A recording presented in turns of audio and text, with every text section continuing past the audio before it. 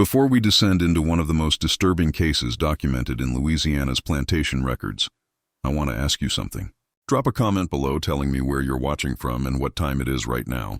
We track how far these buried stories travel, and when people choose to confront the darkest chapters of American history, your comment helps us understand the reach of truth that was deliberately hidden for over a century and a half. At the spring auction of 1854 at the St. Charles Exchange in New Orleans was unlike any that veteran buyers could recall. The air that morning hung thick with humidity and anticipation as Louisiana's wealthiest planters gathered beneath the rotunda, their pressed linen suits already dampening in the oppressive heat. But it wasn't the weather that made this auction memorable. It was Lot 29. She was brought onto the platform at precisely 10:47 in the morning. The notary would later record this exact time in his official ledger, along with an unusual notation that survivors of the incident would spend decades trying to understand. The moment she stepped into the light streaming through the exchange's tall windows, every conversation in that crowded hall ceased. Her name, according to the bill of sale, was Delphine. Age estimated at 22. Height 5 feet and 7 inches, unusually tall for a woman of that era. But it was her appearance that caused the assembled crowd to fall into an unsettled silence. She possessed a beauty so striking that it seemed almost unnatural. High cheekbones, skin described in contemporary accounts as the color of polished mahogany, and eyes that one witness would later describe as dark as the bottom of a well, and just as deep. But there was something else, something that made seasoned slave traders shift uncomfortably and caused more than one planter's wife to clutch her husband's arm with sudden anxiety. The auctioneer, a man named Claude Fortier, who had conducted thousands of such sales over his 30-year career, seemed unusually nervous as he began his presentation. His hands trembled slightly as he unfolded the provenance papers. "Gentlemen, we present Lot 29, female, approximately 22 years of age, trained in domestic service, needlework, and kitchen duties. Previous ownership documented through 3 separate estates." Fortier paused, clearing his throat. "Bidding will commence at $400. The silence that followed was profound. In an era when a strong field hand might sell for $800 to $1,000, and an attractive, skilled house servant could command $1,200 or more, $400 was an insult. A price suggesting damaged goods. No hands rose. No paddles lifted. The crowd seemed to collectively hold its breath.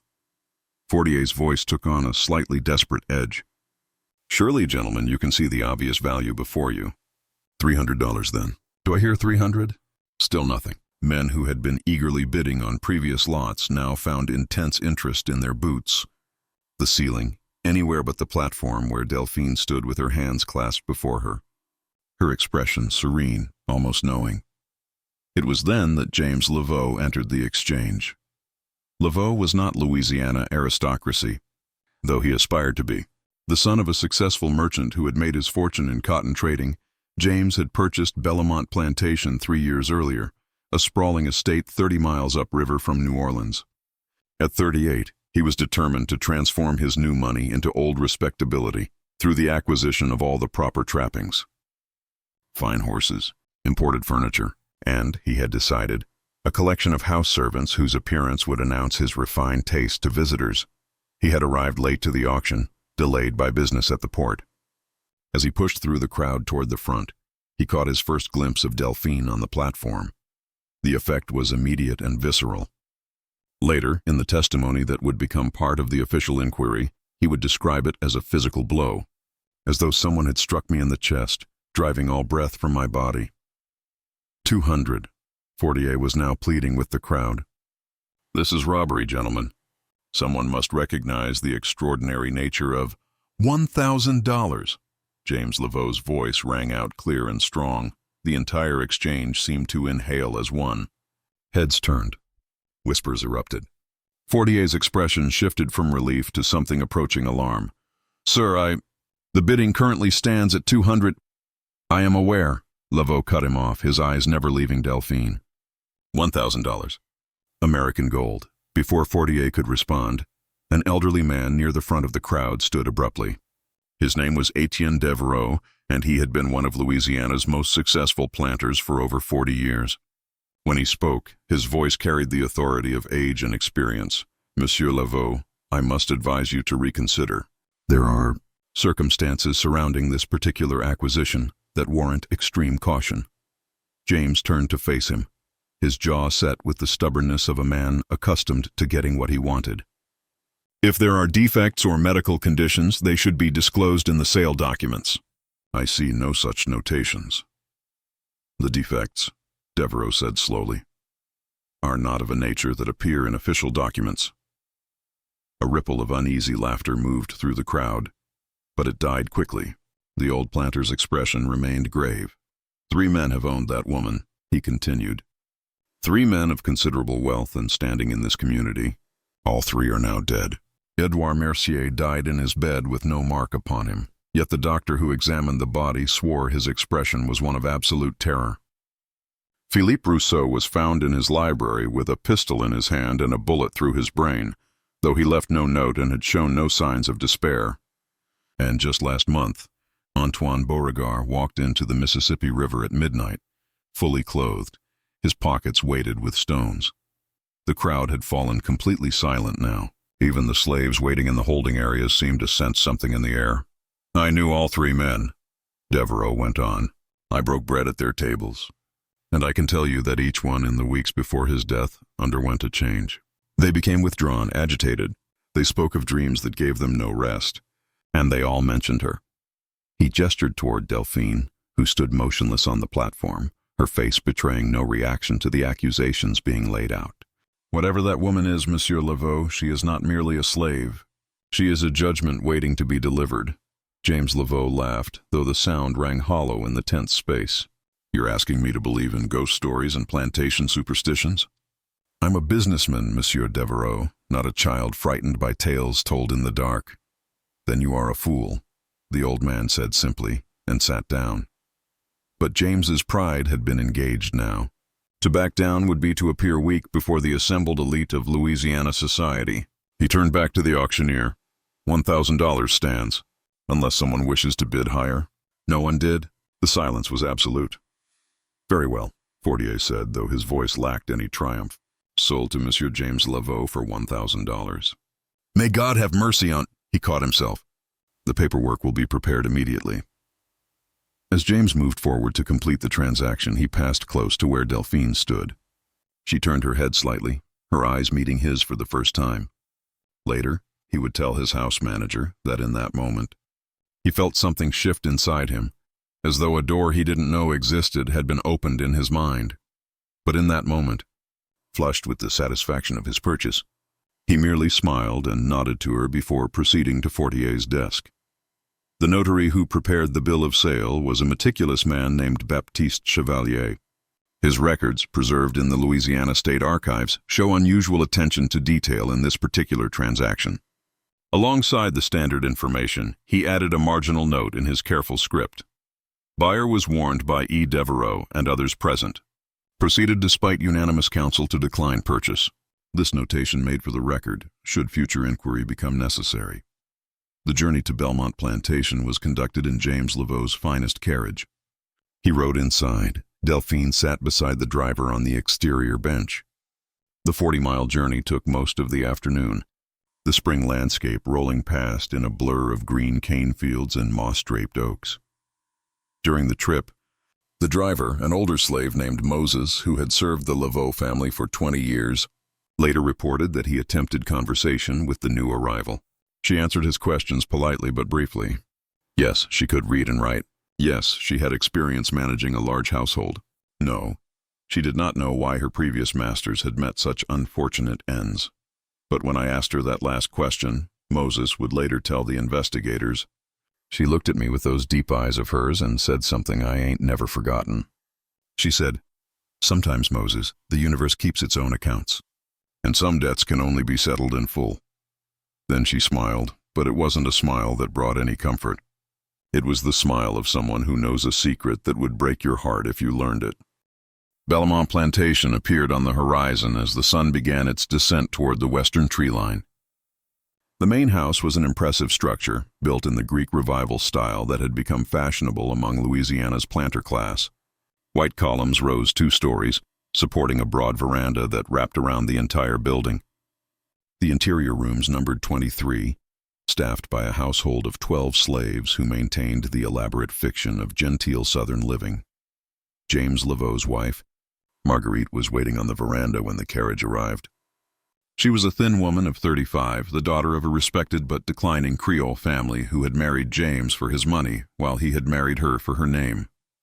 The arrangement was understood by both parties and had produced 3 years of cold civility rather than anything resembling affection. As Delphine descended from the carriage, Marguerite's expression shifted from bored curiosity to something approaching alarm. She moved to the veranda railing, gripping it with both hands. "James," she called out, her voice tight. "What have you done?" He looked up at her, annoyed at her tone. "I've acquired an excellent house servant at a remarkable price.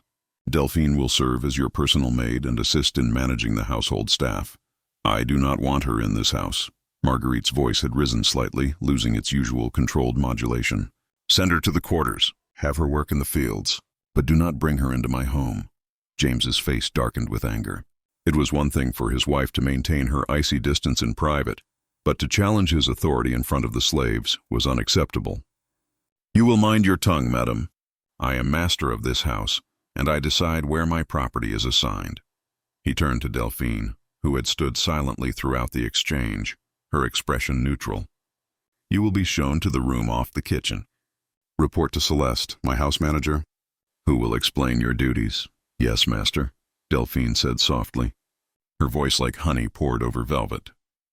That night, as recorded in the diary of Celeste, a 50-year-old woman who had managed the Bellamont household for over a decade, the introduction of Delphine into the domestic staff created immediate disruption.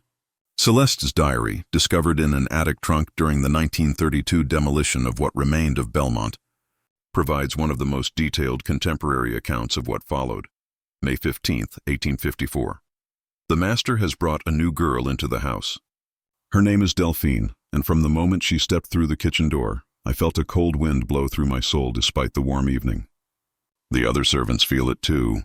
Marie crossed herself when Delphine passed her in the hallway. Young Thomas dropped a tray of dishes and fled to the quarters, saying he couldn't bear to be in the same room with her. When I asked him why, he just shook his head and said, "She ain't right, Miss Celeste. There's something behind her eyes that ain't human." I tried to dismiss such talk as superstition, but I cannot deny what I myself observed. When Delphine entered the kitchen, all the candles flickered at once, though there was no draught. The pot of stew I had simmering on the stove began to boil over violently, though it had been cooking at a steady temperature for hours. And when she looked at me with those bottomless eyes, I felt as though she could see every secret sin I'd ever committed, every cruel thought I'd ever harbored. Delphine's assigned duties were simple: attend to Madame Laveau's personal needs, maintain her wardrobe, and assist with correspondence and social arrangements. On the surface, she performed these tasks with flawless efficiency. Marguerite's clothing was always immaculately pressed. Her hair was arranged in the latest fashions. Her rooms were kept spotless. But within a week, Marguerite began to show signs of severe distress. She stopped eating regular meals, complaining that food had lost its taste. She suffered from nightmares that left her screaming in the darkness, though she could never remember what she had dreamed. Dark circles appeared beneath her eyes. Her hands developed a tremor that no amount of laudanum could calm. On the evening of May 22nd, exactly 1 week after Delphine's arrival, Marguerite confronted her husband in his study. According to testimony later provided by Moses, who was serving drinks that evening and overheard the conversation, Marguerite was nearly hysterical. "She watches me, James, constantly. Even when I cannot see her, I can feel her eyes on me. And when she touches me, when she brushes my hair or fastens my dress, her fingers are ice cold, and I feel something draining from me, like she's pulling the life out through my skin." "You're being ridiculous," James replied, though Moses noted that his voice lacked conviction. "She's a servant doing her assigned tasks. If you're unwell, I'll send for Dr. Beauchamp." "No doctor can help with this," Marguerite hissed. "That woman is not what she appears. I see things in the mirror when she stands behind me. Shadows that move wrong, faces that aren't hers reflected where hers should be. Last night I woke to find her standing over my bed, just watching me in the darkness. When I cried out, she simply smiled and said, 'I was checking to ensure you were resting comfortably, madam.' But her eyes, God help me, James. Her eyes were glowing. Enough! James slammed his hand on the desk. I will not tolerate this hysteria. You will compose yourself, or I'll have you confined to your rooms until you regain your senses. Marguerite stared at her husband for a long moment, and Moses later said that her expression shifted from fear to something like pity. She has you already, doesn't she? I can see it in your face. The way your eyes linger on her, the way you find excuses to be in whatever room she's working in. You think you're developing an infatuation, but it's not desire, James. It's a hook being set, and you're too arrogant to realize you're already caught. She turned and left the study. 3 days later, Marguerite Laveau was found at the bottom of the main staircase, her neck broken. The coroner ruled it an accidental fall. But Celeste's diary tells a different story. May 25th, 1854. Madame is dead. They say she fell, but I know better. I was in the hallway when it happened. I saw Madame standing at the top of the stairs, and I saw Delphine standing beside her. They were speaking in low voices. Then Madame screamed. Not a scream of fear, but of realization, as though some terrible truth had just been revealed to her. She stepped backward, toward the stairs, and I swear on my mother's grave that I saw Delphine make the slightest gesture with her hand, just a small movement of her fingers. And Madame went over backward like she'd been pushed by an invisible force. I ran to help her, but she was already dead when I reached her, her eyes wide open, staring at nothing. Or maybe it's something only she could see in those final seconds. Delphine came down the stairs slowly, her face showing appropriate concern, but when she passed me, she leaned close and whispered, "One account settled. The balance shifts." I don't know what she meant, but I know I will never forget those words. The funeral was conducted with all the appropriate ceremony 3 days later. James Laveau played the role of grieving husband convincingly, though several attendees noted that his grief seemed more performative than genuine. What they did notice, and what caused considerable whispered speculation, was the way his eyes kept drifting to Delphine, who stood among the house servants at the back of the gathering. He looked at her, wrote Father Benedict Rousseau, the priest who conducted the service, in a letter to his bishop, the way a drowning man looks at the surface of the water he can no longer reach. With desperate longing mixed with the growing certainty of inevitable fate, in the weeks following Marguerite's death, changes at Belmont Plantation became increasingly apparent to everyone who lived or worked there. James Laveau, previously a harsh but consistent master, became erratic and unpredictable. Some days he was seized with manic energy, riding his property for hours, shouting orders, demanding impossible standards from his field hands. Other days he would barely leave his study, sitting in the darkness for hours, his meals untouched outside his door. But one constant remained, his attention to Delphine. She had now been elevated from lady's maid to the unofficial mistress of the household. She gave orders to the other servants with James's full authority. She made decisions about menus, schedules, and household expenditures. And increasingly she was seen entering James's study in the evening and not emerging until dawn. The other slaves watched these developments with growing dread. In the quarters at night, away from the main house, they spoke in hushed voices about what was happening to their master. "He's being ridden," said old Ruth, a woman who claimed her grandmother had been a powerful conjure woman in Haiti. That's what we called it in the old country. They're spirits that attach themselves to the living, feeding on them slow, using them up like candles. Once they get their hooks deep enough, there ain't no way to pull free. You just burn until there's nothing left but smoke and memory. Celeste's diary entries from this period become increasingly disturbed and disjointed, reflecting her deteriorating mental state as she witnessed the transformation of Belmont. June 12, 1854. Cannot sleep. When I close my eyes, I see her face. She is consuming this place like rot consuming wood. The master is a shell now. I watched him at dinner tonight. He barely ate, barely spoke. Just stared at nothing with eyes that seemed to see things the rest of us cannot. After dinner, I saw him follow Delphine up the stairs like a dog following its master. There is no other word for it. He has become her creature entirely. The other servants are leaving. 2 field hands ran last week. Marie packed her things and fled in the night 3 days ago. I know I should go too, but something keeps me here. Maybe it's loyalty to the family I've served for 10 years. Or maybe it's the terrible fascination of watching something unfold that I know will end in darkness. I feel like a witness to something important, something that needs to be recorded, even if I don't survive to see anyone read these words. On June 18, 1854, James Laveau made a decision that shocked everyone who knew him. He appeared before a notary in New Orleans and signed papers granting Delphine her freedom. According to Louisiana law at the time, a slaveholder could manumit a slave under certain circumstances, though it required extensive paperwork and justification. The notary, the same Baptiste Chevalier who had recorded the original sale just 5 weeks earlier, noted his concerns in the margin of the manumission papers. Monsieur Laveau appeared in deteriorated condition, weight loss apparent, hands trembling, eyes unfocused. When I questioned whether he was certain of his decision, he responded, "She was never mine to own." I see that now. Some debts transcend property laws. He signed with a shaking hand and departed quickly, as though fleeing from something only he could perceive. But freedom papers did not mean Delphine left Belmont. If anything, her presence became more dominant, more oppressive to those who remained. She now occupied Marguerite's former rooms. She wore dresses from Marguerite's wardrobe. She sat at Marguerite's place at the dinner table across from James, the two of them eating in silence while Celeste and the remaining servants watched with growing horror. June 30th, 1854, Celeste wrote, "She is the mistress now in every way that matters. The master does whatever she asks without question. Yesterday she told him to dismiss the overseer, a brutal man named Garrett who has terrorized the field hands for years. The master did it immediately, giving Garrett 1 hour to gather his things and leave the property. When Garrett protested, threatening to report this irregular behavior to the authorities, the master just stared at him with those empty eyes and said, 'You will leave now, or you will never leave at all.' Something in his voice made Garrett go pale. He left without another word. Later, I saw Delphine standing on the veranda, watching Garrett ride away. She was smiling, not a pleasant smile, a smile of satisfaction, like someone checking items off a long list.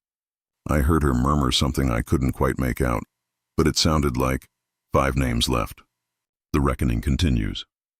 It was around this time that people in the surrounding community began to notice that something was wrong at Belmont. Deliveries that were once received with polite efficiency were now met with hollow-eyed servants who accepted goods without conversation and hurried back inside. Social calls went unanswered. Letters requesting James's presence at various business meetings were ignored. On July 4th, Independence Day, the entire district traditionally gathered for a celebration at the Devereaux Plantation. James Laveau did not attend. When Etienne Devereaux, the same man who had warned James at the auction, rode to Belmont to check on his neighbor, he was met at the gate by Moses. "You best not come up to the house." "Mr. Devereaux," Moses said, his voice low and urgent. "Things ain't right there. Master ain't himself. And that woman, she's something else, something wrong." But Devereaux insisted, and Moses reluctantly led him to the main house. What the old planter found there disturbed him profoundly enough that he wrote a detailed account to his attorney, instructing it to be kept sealed unless he met with an untimely death. The house itself felt wrong, he wrote. Despite the summer heat, the interior was cold. Not cool, but truly cold, like the temperature of a grave. The windows were shuttered despite the daytime hour, leaving the rooms in a perpetual twilight. I found James in his study, sitting in the darkness. He barely acknowledged my presence. When I asked after his health, he said, "I am learning, Etienne. I am learning what I should have been taught long ago, that actions have consequences that echo through time, that debts accumulate across generations, and that justice, when it finally arrives, is absolute and cannot be bargained with." I attempted to reason with him, to remind him of his responsibilities, his position in society. He laughed at this, a bitter sound devoid of humor. "Position?" he said. "Society? These are illusions, comfortable lies we tell ourselves to justify the unjustifiable. I see clearly now. The bill has come due." It was then that she entered the room. Delphine. She moved with a grace that seemed unnatural, as though her feet barely touched the floor. She placed a hand on James's shoulder, and I swear I saw him flinch. Not in rejection, but in something approaching ecstasy mixed with pain. She looked at me with those bottomless eyes and said, "Monsieur Devereaux, how kind of you to visit, but my master requires rest now. Perhaps you should return to your own household. After all, you have much to reflect upon regarding your own accounts." The way she said accounts made my blood run cold. I left quickly, and as I rode away, I looked back once. She was standing on the veranda watching me. And even from that distance, I could feel the weight of her gaze, measuring, calculating, judging. The events of late July 1854 at Belmont Plantation were documented through multiple sources that, when assembled, paint a picture of systematic, psychological, and possibly supernatural disintegration. Celeste's diary becomes increasingly fragmented during this period, her entries sometimes consisting of single sentences written in shaking handwriting, other times sprawling across multiple pages in a cramped script that suggests she was writing in desperate haste, trying to record everything before memory or sanity failed her. July 19th, 1854. The master has taken to walking the property at night. I watch from my window as he moves through the darkness, sometimes alone, sometimes with her beside him. They go to the old cemetery at the north edge of the property, where the previous owners buried their slaves. I can see lantern light there for hours. What are they doing among those unmarked graves? What conversations are they having with the dead? This morning I found the master in the library. He was surrounded by papers, old bills of sale, property records, purchase documents dating back 40 years. He was copying names into a ledger, his hand moving mechanically across the page. When I asked what he was doing, he looked up at me with eyes that seemed to have aged decades overnight and said, "Making a list, Celeste. Everyone who profited from misery. Everyone who built comfort on suffering. The accounting must be complete before the reckoning can proceed." I looked at the names he'd written. I recognized many of them. Prominent families, respected men, some still living, others long dead. And at the top of the list, written in bolder ink than the rest, was his own name, James Pierre Laveau. On July 23rd, something occurred that would later be investigated by civil authorities, though their official report raised more questions than it answered. A neighboring planter named Charles Whitmore arrived at Belmont, uninvited and belligerent. Whitmore was known throughout the district as a particularly cruel master, one who treated his enslaved workers with casual brutality that shocked even the hardened sensibilities of other slaveholders. According to Thomas, a young slave who witnessed the encounter from the kitchen, Whitmore pounded on the front door demanding to speak with James. When Delphine answered instead, Whitmore's face darkened with rage. "I'll speak to the master of this house, not his fancy bed warmer," he snarled. "Tell Laveau to get out here, or I'll drag him out." Delphine's expression remained serene. "Monsieur Whitmore, how interesting that you should come here. Master Laveau has been expecting you." "Expecting me? I've sent no word." "Not expecting in that sense," she interrupted, her voice soft but carrying clearly in the still air. "Expecting in the sense that your name appears on a particular list, a list of accounts requiring settlement." Whitmore's hand moved to the pistol at his belt. "You dare speak to me with such insolence?" "I should have you whipped within an inch of your life for—" "You should have many things, Monsieur Whitmore. You should have mercy. You should have conscience. You should have hesitated before you beat that 14-year-old girl to death last month for the crime of breaking a dish. But you didn't, and now accounts must balance." Thomas later testified that Whitmore's face went from red to white in an instant. "How do you know about—" "That was an accident. The girl was clumsy. She was a child named Sarah," Delphine said, and now her voice carried an edge like broken glass. "She had a mother named Ruth who still weeps for her. She had a younger brother who no longer speaks because the trauma of watching his sister die broke something in his mind. Her blood is on your hands, Monsieur Whitmore, and blood calls out for blood." It was then that James emerged from the house. But the man who appeared bore little resemblance to the vigorous planter who had purchased Delphine just 2 months earlier.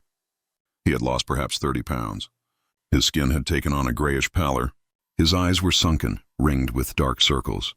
He moved with the shuffling gait of a man 3 times his age, but when he spoke, his voice carried an authority that made Whitmore step backward. "You're on my property uninvited, Charles. You should leave. Not until you explain what this woman has been saying. Spreading lies about me, making accusations. Are they lies?" James asked quietly. "Did you not beat young Sarah to death? Did you not throw her body into an unmarked pit like refuse? Did you not threaten her mother with the same fate if she spoke of it?" Whitmore's hand tightened on his pistol grip. "Those are my affairs, Laveau. My property to manage as I see fit. What concern is it of yours?" "It concerns me," James said, "because I am learning the true cost of such management. Every blow struck, every life taken, every dignity destroyed. These things do not vanish into the past, Charles. They accumulate, they compound, and eventually the bill comes due. Thomas described what happened next as something he could never adequately explain. Delphine made a small gesture with her hand, just a slight movement of her fingers, and Charles Whitmore clutched his chest, his face contorting in agony. He stumbled backward, gasping for air, his pistol falling from his nerveless fingers. What are you doing to me?" he choked out. "I am doing nothing," Delphine replied calmly. "Your own heart is rebelling against you. The organ that should have contained compassion instead held only cruelty, and now it fails under the weight of its own poison. This is not my judgment, Monsieur Whitmore. This is the judgment of every life you destroyed, delivered through the mechanism of your own corrupted flesh." Whitmore collapsed to his knees, then fell forward onto his face. By the time Moses and Thomas reached him, he was dead. The subsequent examination by Dr. Philippe Beauchamp concluded that Whitmore had suffered an apoplectic event, likely resulting from years of excessive drink and intemperate behavior. But Dr. Beauchamp's private notes, discovered in his effects after his own death 20 years later, told a different story. I have never seen such a death. The man's heart was not merely stopped, it was destroyed from within, as though consumed by some internal fire. The surrounding tissue showed evidence of trauma that I can only describe as impossible. Whatever killed Charles Whitmore, it was not a natural event. And the calm certainty in the eyes of that woman Delphine, standing there watching him die, suggested she knew exactly what was happening and had perhaps orchestrated it through means I dare not name in any official document. After Whitmore's body was removed, life at Belmont continued its descent into darkness. The field hands, having witnessed Whitmore's death, now regarded Delphine with a complex mixture of fear and something approaching reverence. She walked among them in the evenings, speaking to them in low voices, learning their names, their stories, the details of their suffering. She asked me about my children. One field hand, named Josiah, later testified. Asked where they were, who owned them now. I told her they'd been sold away 5 years ago to settle Master James's gambling debts. 3 children, all under 10, sold to different buyers across 3 states. She listened to it all, and then she put her hand on my shoulder and said, "Their names will be added to the accounting. All debts will be collected. All separations will be answered for." I didn't understand what she meant then, but I do now. She was gathering evidence, building a case against every man who'd profited from our misery. And Master James, he was helping her. Every night they'd sit in that library going through papers, adding names to that ledger. Sometimes Master James would weep as he wrote, but he never stopped. It was like he couldn't stop, like he'd been given a task he had to complete even though it was destroying him. By early August, James Laveau had become a virtual prisoner in his own home. He rarely left his study. His meals were brought to him by Celeste, who reported that he barely ate. The room itself had transformed into something between an archive and a shrine. The walls were covered with papers, names, dates, transactions, maps showing the routes of slave ships, detailed genealogies tracing the fates of families torn apart by sale, and in the center of it all, a large leather ledger that James filled with methodical precision, page after page of names and sins and accumulated debts. Celeste's entry from August 7th provides crucial insight into what was happening. I don't think the master is entirely himself anymore. Or rather, I think he is more than himself. When he looks at me, I see something in his eyes that was never there before, an awareness that seems to come from outside him. When he speaks, the words are his, but the knowledge behind them is ancient and terrible. Today he said to me, "Do you know how many lives my family destroyed to build this plantation, Celeste?" I didn't, not truly, until she showed me. My father, my grandfather, generations of Laveaus purchasing human beings, working them to death, replacing them with new purchases. An endless cycle of suffering that generated our comfort, our wealth, our position in society. I counted them last night. 743 names in the ledgers. 743 people who passed through Laveau ownership, most dying before age 40 from overwork, malnutrition, punishment, despair. And those are just the ones recorded.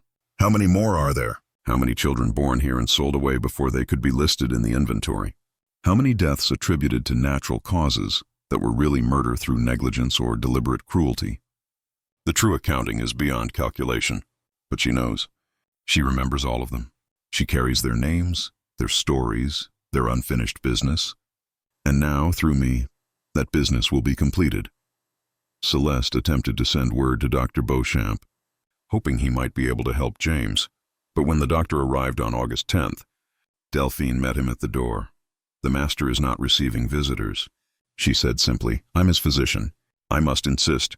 "You are also," she interrupted, consulting a small notebook she pulled from her pocket, "the owner of 6 slaves, 3 of whom you purchased from the estate of Antoine Beauregard, including a young woman named Marie, who you purchased specifically for personal purposes that no physician should engage in with those under his power. Would you like me to continue reading from this account, Doctor? Or would you prefer to leave now and reflect upon your own impending reckoning?"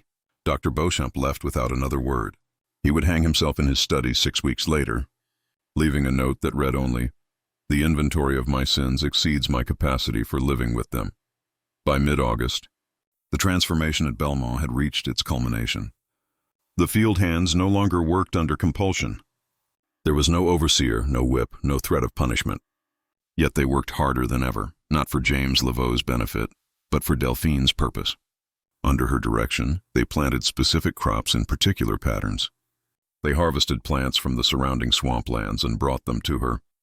They dug in certain locations according to her precise instructions, unearthing objects that had been buried long ago, small bundles of cloth containing bones, hair, dried herbs, items that those who knew recognized as the buried power of conjure work from decades past. "She's gathering it all," old Ruth explained to the others one evening. "All the old knowledge, all the hidden power that our grandparents brought from Africa and buried in this soil to keep it safe from the masters. She knows where it all is.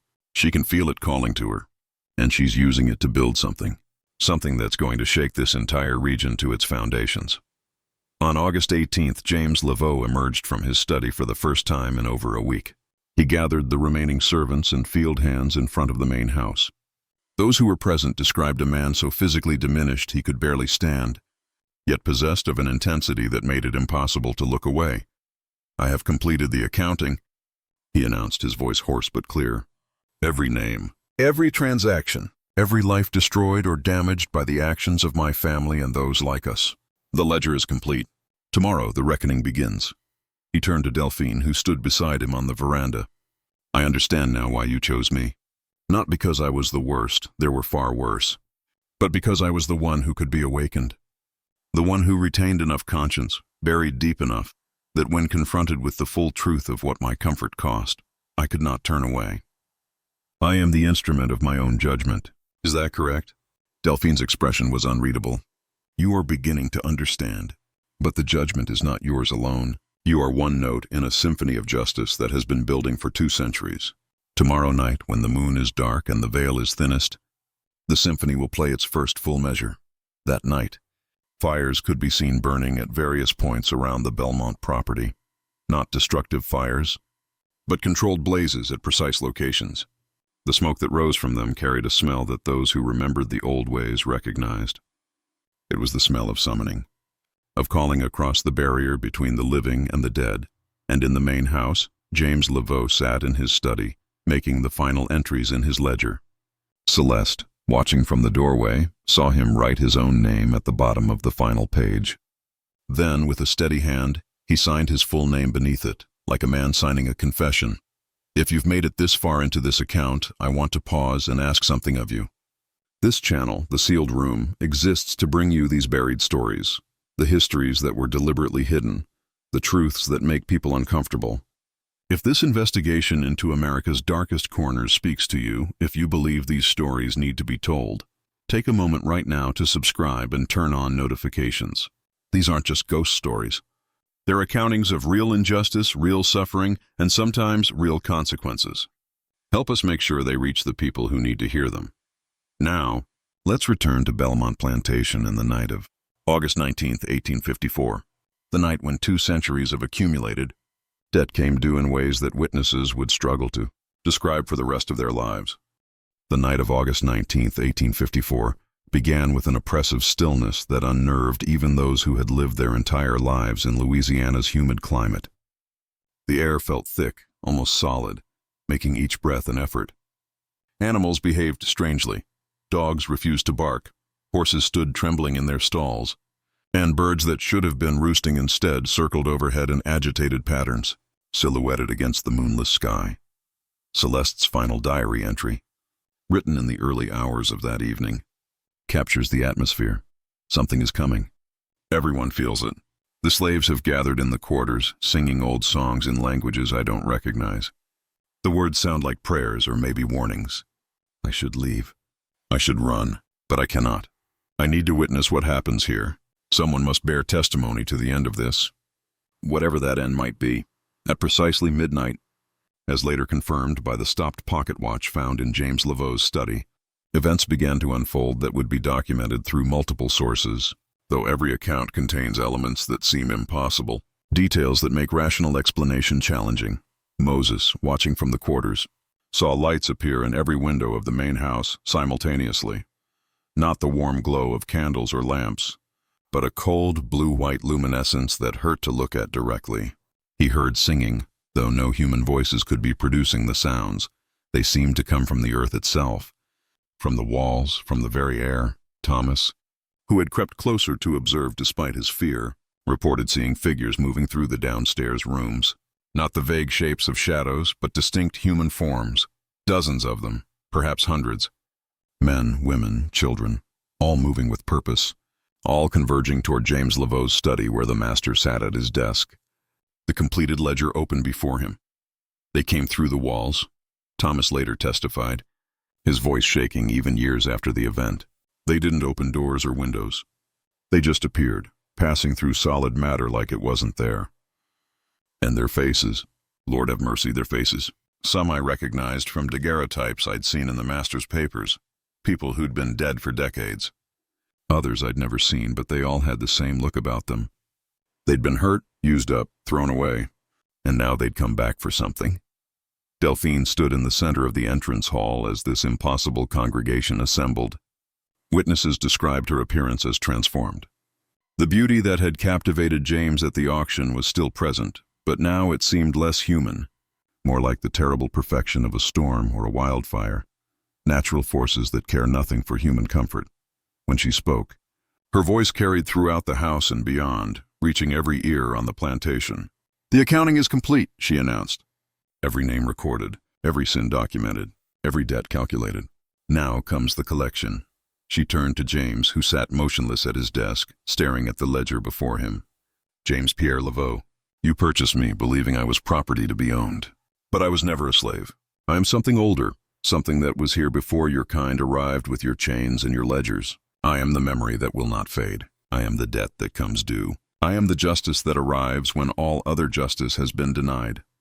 "I know," James whispered, and those close enough to see his face later said, his expression held not fear, but something approaching relief. "I know what you are. I've known for weeks now. You are the reckoning our actions demanded, the balance our cruelty upset, and I am ready to pay what I owe."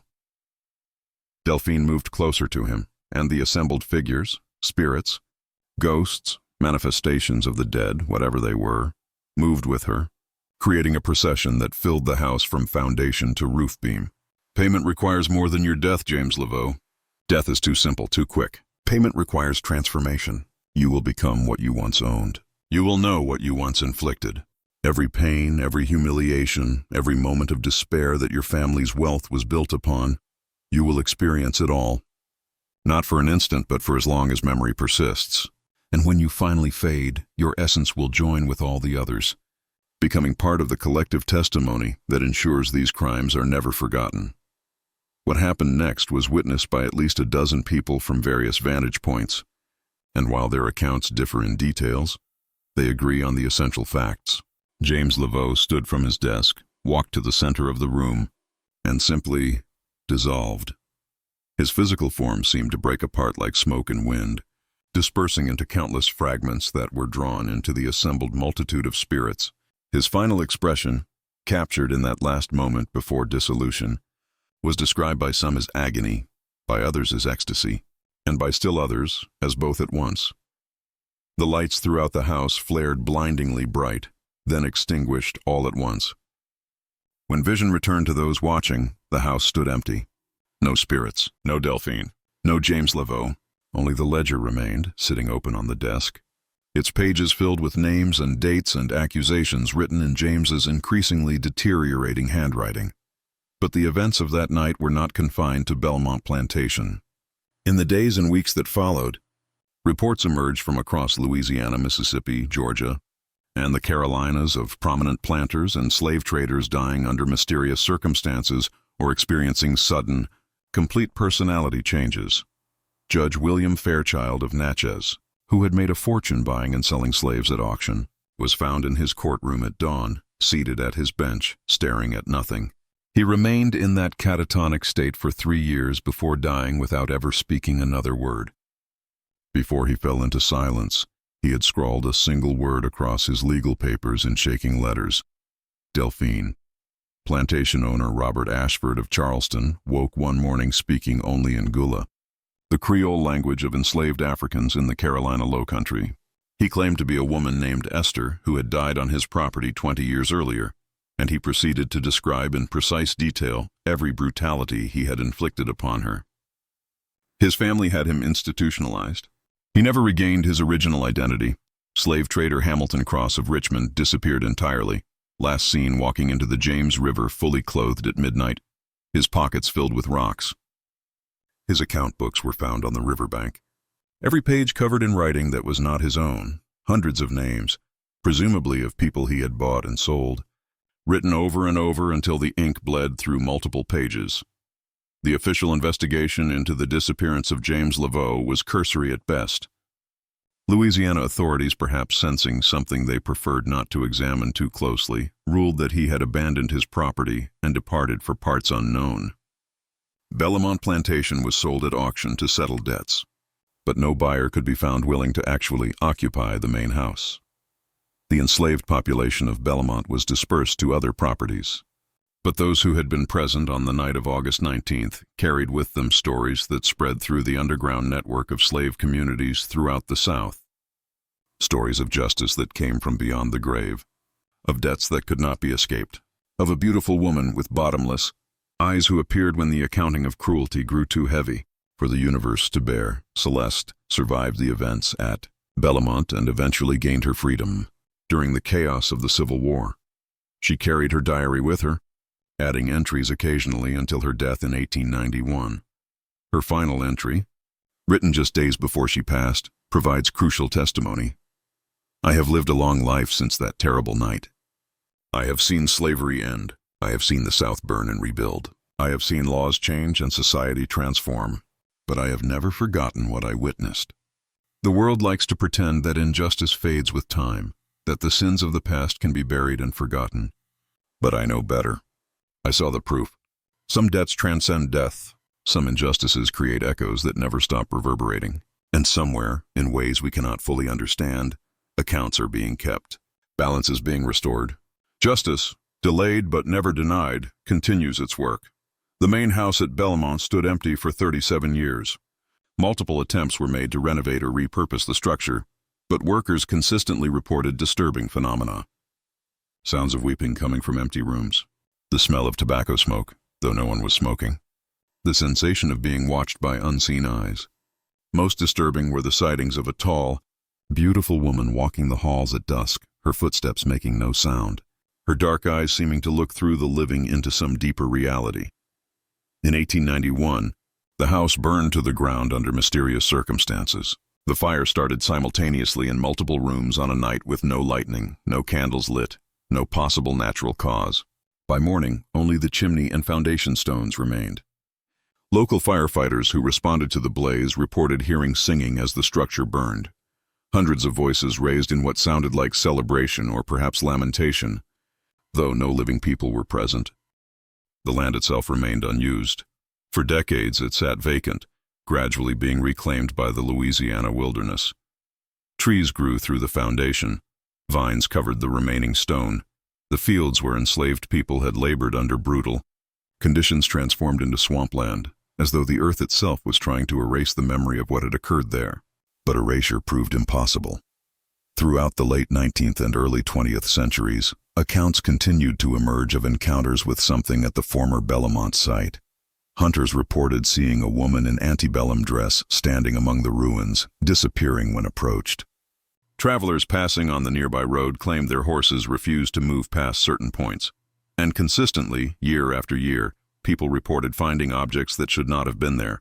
Small bundles of cloth containing bones and dried herbs, items that those familiar with African American folk traditions recognized as conjure work.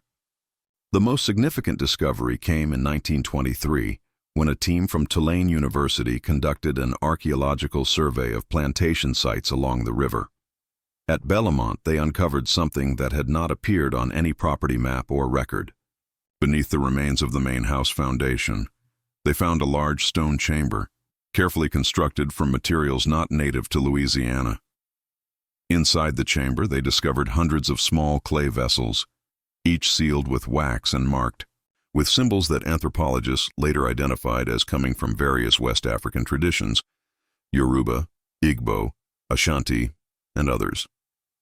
When carefully opened, the vessels contained soil, apparently collected from different locations, each sample labeled in multiple languages with what appeared to be names and dates. The research team's leader, Professor Marcus Delacroix, documented his findings in a report that was quickly classified as sensitive by university administrators and locked away in special collections. That report, finally made public in 1998, contained Professor Delacroix's disturbing conclusion. What we have discovered appears to be a systematic collection of soil samples from grave sites, specifically the unmarked graves of enslaved Africans throughout the region. The dates span from 1720 to 1854. The level of organization suggests a project that would have required decades to complete and a depth of knowledge about burial locations that seems impossible for any single individual to possess. Most troubling is what we found at the center of the chamber, a large ceramic jar, sealed and marked with the name Delphine in precise script. Inside, we found not soil, but what appears to be a ledger identical to the one described in historical accounts as having belonged to James Laveau. However, the entries continue beyond 1854, listing names and dates that extend to the present day. And at the very end, in handwriting that matches the earlier entries, a single statement. The accounting continues. Justice is patient but inevitable. All debts will be collected. The university sealed the chamber and quietly returned the contents. Official records state that the items were reinterred according to proper archaeological protocols, though no specific details were provided. The site was designated protected wetlands, ensuring no further development or excavation would occur. In 1967, during the height of the civil rights movement, something remarkable happened at the former Belmont site. On the night of August 19th, exactly 113 years after the events documented in this account, over 1,000 people spontaneously gathered at the location. They came without organization or announcement, drawn by what many described as an inexplicable compulsion to be present. Among those present was Sarah Beaumont, the great-great-granddaughter of Josiah, the field hand who had spoken with Delphine about his sold children. Sarah had become a prominent civil rights organizer, and she later described her experience in an interview preserved in the Library of Congress Oral History Collection. I didn't know why I needed to be there that night. I just knew I did. When I arrived, there were already hundreds of people present, black and white, young and old. No one was speaking. We just stood there in the darkness, and then, precisely at midnight, we all heard it, singing. Hundreds of voices raised in harmony, though none of us were making the sounds. It wasn't frightening. It was beautiful. It sounded like ancestors welcoming us, thanking us for remembering, for continuing the work of justice they began. And I swear on my life, I saw her. A tall, beautiful black woman standing at the center of where the main house once stood. She was looking at all of us with these incredibly deep eyes, and I felt like she was taking measure of how far we'd come and how far we still had to go. Then she smiled. Not a smile of satisfaction, but a smile of encouragement, and faded into the darkness like smoke dissipating. When the singing stopped, we all stood there for a moment in silence. Then someone started singing, "We Shall Overcome," and we all joined in. It felt like we were being given a blessing to continue the work. like the spirits of those who had suffered were passing the torch to us, trusting us to keep pushing toward justice. The site has since become an unofficial place of pilgrimage. People leave flowers, light candles, plant trees. In 2004, a historical marker was installed, though the text is notably vague, mentioning only that a plantation once stood here, home to many enslaved people whose names and stories have been lost to time. But those who know the full story understand that the names were never truly lost. They were recorded, they were remembered, and in ways both mysterious and unmistakable, they continue to demand acknowledgement. The most recent documented encounter occurred in 2019. A descendant of Charles Whitmore, the planter who died after confronting Delphine, visited the site as part of a personal quest to understand his family history. He had discovered his ancestors' involvement in slavery through genealogical research and felt compelled to make some form of amends. His account, posted on a genealogy forum and later verified through multiple sources, described standing at the site at sunset, trying to formulate words adequate to express his horror at his ancestors' actions. As he stood there struggling, he became aware of a presence beside him. He turned to find a woman standing there, tall, beautiful, with dark skin and eyes that seemed infinitely deep. She didn't speak, he wrote, but somehow I understood what she was communicating. That acknowledgement was a beginning, but only a beginning. That the work of repair is never finished. That every generation must choose whether to continue cycles of harm or break them. She looked at me with something that wasn't quite forgiveness. I don't think I deserved forgiveness, but maybe it was permission to try to do better. Then she was gone, and I was standing alone again. But I felt different, lighter somehow, like I'd been carrying a weight I didn't know was there. And part of it had been lifted. Not all of it, but enough to let me move forward. To this day, the former Belmont Plantation remains a place where the boundaries between past and present seem permeable. Visitors report unusual experiences, vivid dreams of lives they never lived, sudden emotional responses they cannot explain, and occasionally glimpses of a tall, beautiful woman who watches from the edge of perception, her dark eyes holding centuries of memory and judgment. The ledger that James Laveau compiled was never officially recovered, though rumors persist that it resurfaces periodically, always with new names added in various handwritings, as though the accounting continues beyond any single individual's effort. Some say it appears in the hands of those who need to see it, people in positions of power who have forgotten the human cost of their decisions, who have allowed themselves to become comfortable with systems of exploitation and cruelty. Whether these stories represent supernatural events, collective psychological phenomena, or simply the power of guilt and memory, one truth remains undeniable. The events at Belmont Plantation in 1854 entered into the folklore and historical consciousness of the region in a way that transcends simple ghost stories. They became a parable about debt and payment, about the impossibility of escaping the consequences of cruelty, about justice that operates on timescales longer than individual lives. In the archives of the Louisiana Historical Society, there exists a small collection of items donated anonymously in 1954, exactly 100 years after the events at Belmont. Among these items is a daguerreotype photograph, dated 1853, showing a group of people at what appears to be a slave auction. In the background, barely visible, is a tall woman with remarkable beauty, watching the proceedings with an expression that can only be described as patient calculation. Written on the back of the photograph, in handwriting that matches the entries in James Laveau's ledger, is a single sentence. She was there before, she is here now, she will be there after. Memory never dies, and neither does justice. The story of Delphine and James Laveau remains officially unsolved, categorized in historical records as a case of abandonment and property loss during the turbulent 1850s. But among those who study the hidden histories of the American South, among the descendants of enslaved people who carry these stories forward, and among those who visit the site where Belmont once stood, a different understanding prevails. Some accounts can never be closed, some debts transcend mortal timelines, and somewhere, in ways that slip between the boundaries of rational explanation, the work continues.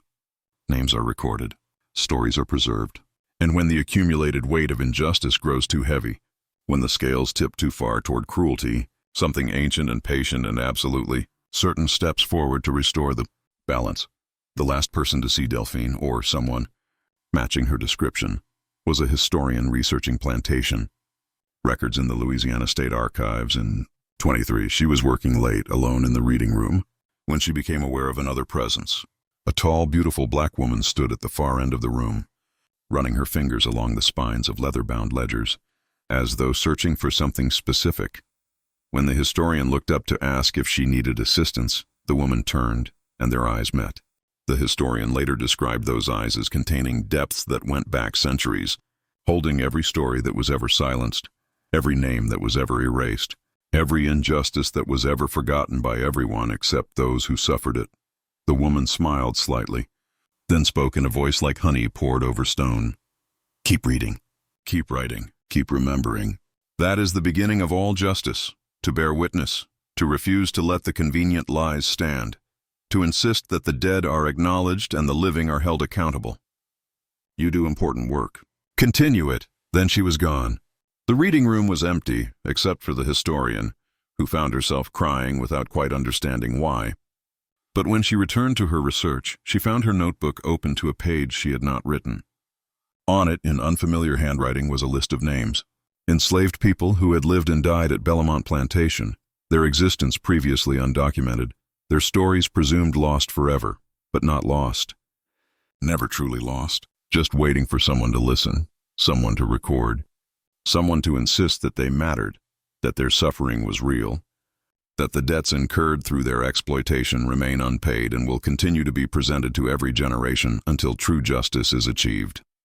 The accounting continues. The balance seeks restoration, and somewhere between history and legend, between the documented past and the stories whispered in the dark, a beautiful woman with ancient eyes keeps watch, keeps records, and keeps faith that eventually, inevitably, all accounts will be settled and all stolen dignity will be restored. That is the true story of Delphine, the most beautiful slave who was never really a slave at all, and the master who bought her only to discover that some things can never be owned, some debts can never be escaped, and some forms of justice are patient enough to wait for centuries, but absolute enough to never compromise, never forget, and never, ever forgive without genuine transformation. The fields where enslaved people once labored under the Louisiana sun are quiet now. But on certain nights when the moon is dark and the air is still, those who listen carefully can hear singing drifting across the abandoned land. Songs in languages that predate colonization, voices that refuse to be silenced. And beneath it all, like a heartbeat, the steady rhythm of accounts being kept, debts being calculated, and justice, delayed but never denied, continuing its patient, inevitable work.